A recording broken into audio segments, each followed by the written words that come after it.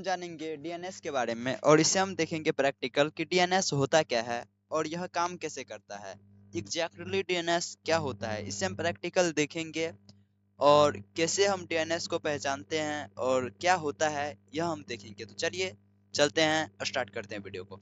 तो सबसे पहले मैं आपको बता दूं कि डीएनएस का फुल फॉर्म जो होता है, पूरा नाम होता है डोमेन नेम सिस्टम। आप कह सकते हैं डोमेन नेम सर्वर कह सकते हैं या फिर आप डोमेन नेम सर्विस कह सकते हैं।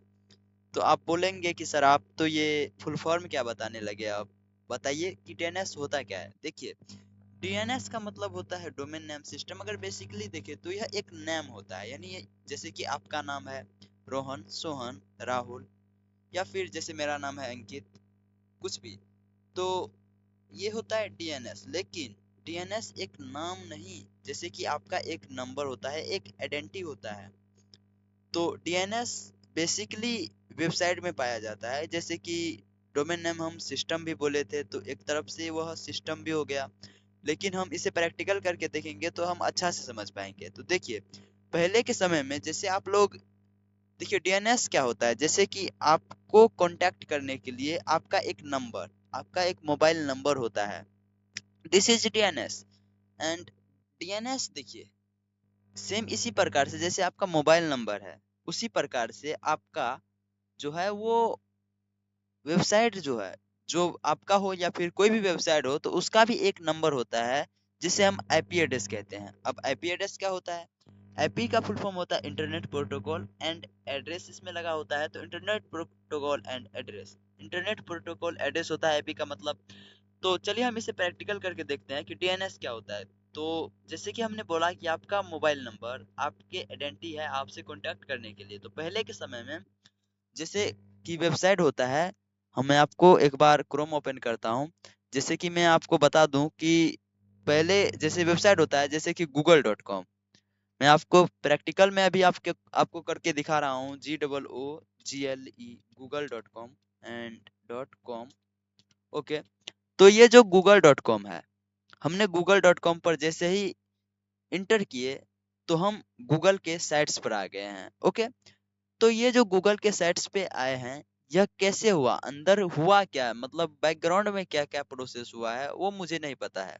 ठीक है, जो हमारा फ्रंट एंड में मुझे दिख रहा है वो तो सिर्फ ये है कि हमने एक यूआरएल दिया जो google.com है, दिया, और google.com के जो इंडेक्स पेज है उस पर हम आ गए हैं। लेकिन इसके बैकग्राउंड में क्या हुआ मैं आपको समझाता हूँ। देखिए, सबसे पहले हमने google.com को अपने ब्राउजर जो क्रोम ब्राउजर है उस पर एक वेब पेज सर्च किए जो google.com है। ठीक है, तो google.com का एक आईपी एड्रेस होता है। जैसे कि अब हम आईपी एड्रेस कैसे देखेंगे, हम गूगल से भी पूछ सकते हैं what is what is GOOGLE Google, इधर .com दे देते हैं, .com आईपी।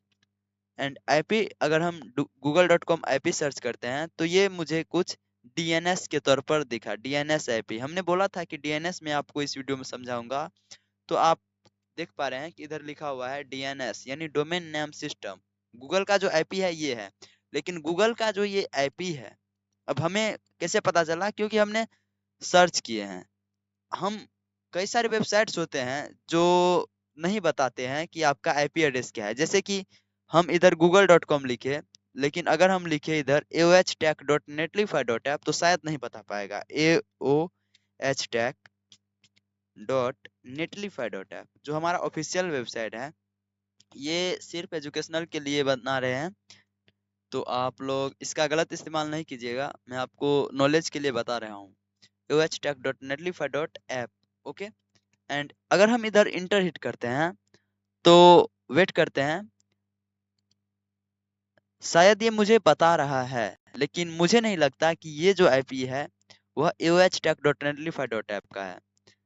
ओके, तो मैं एक बार चेक कर लेता हूँ।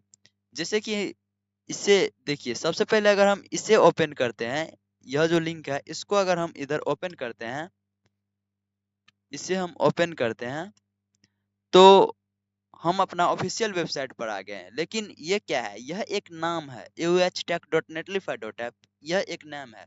लेकिन अगर इसी के रिगार्डिंग हम देखें तो इधर एक नंबर है जिसे हम आईपी एड्रेस के तौर पर जानते हैं, यानी आईपी एड्रेस के नाम से जानते हैं। तो इधर क्या है 75.2.60.5, 16 नहीं है बल्कि 60 है। ओके, एंड यानी देखिए 75.2.60.5 है।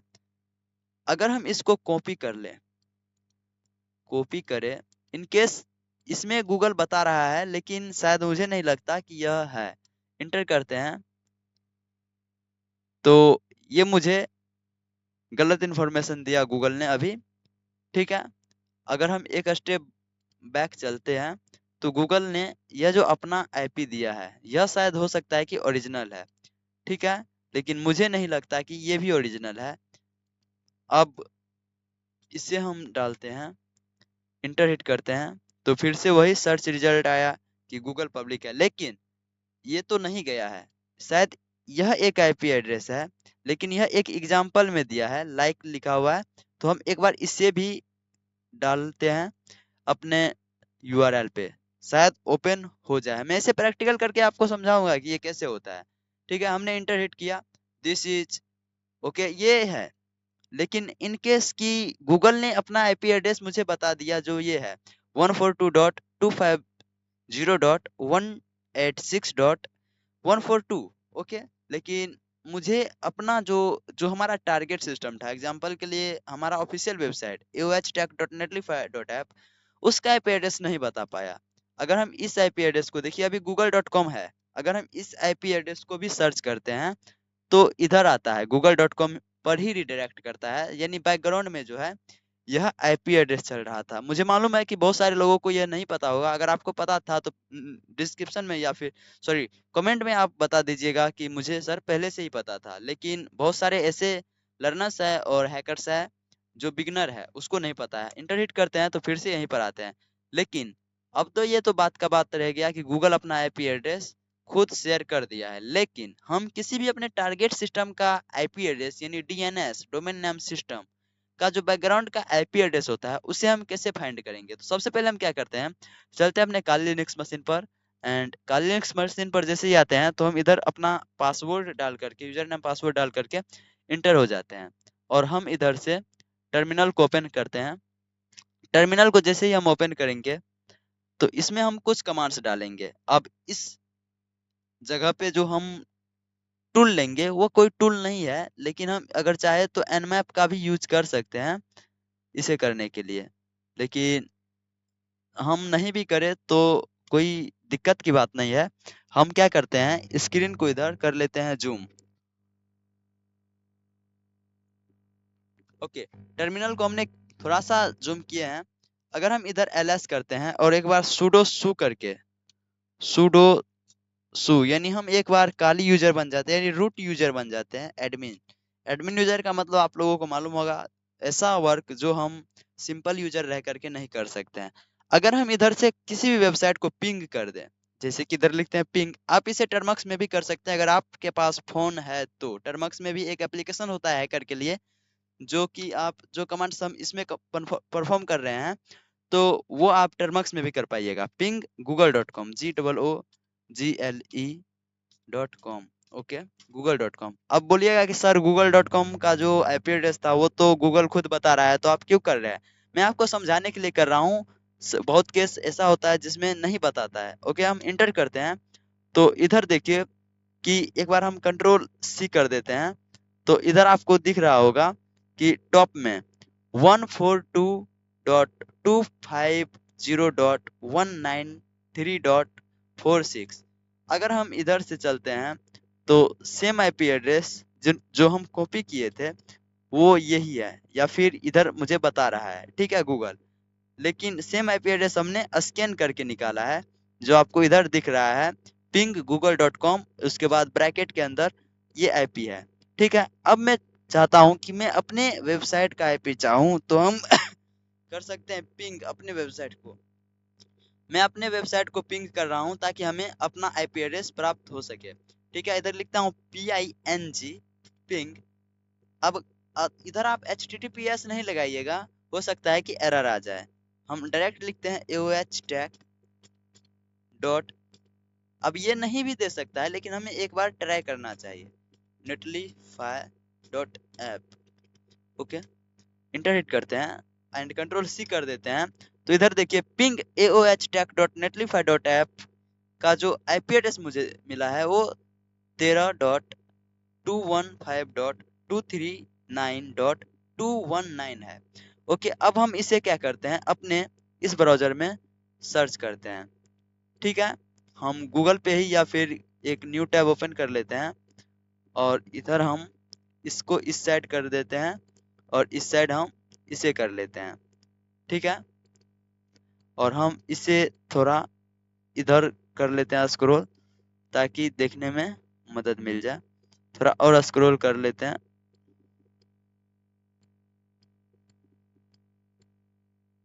एक बार मैं, ये बैकग्राउंड में कुछ से कुछ प्रोसेस हो गया है, बट कोई नहीं, मैं आपको करके दिखा रहा हूँ। देखिए ये है। ठीक है, अब हम इधर लिखते हैं 142.142.250। ये तो गूगल का था, हमने गूगल को पिंग किए थे। अब हम स्क्रॉल करके नीचे आते हैं तो ये रहा।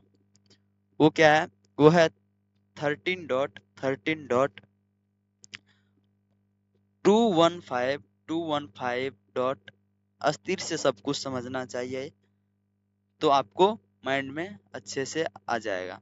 323.219.219।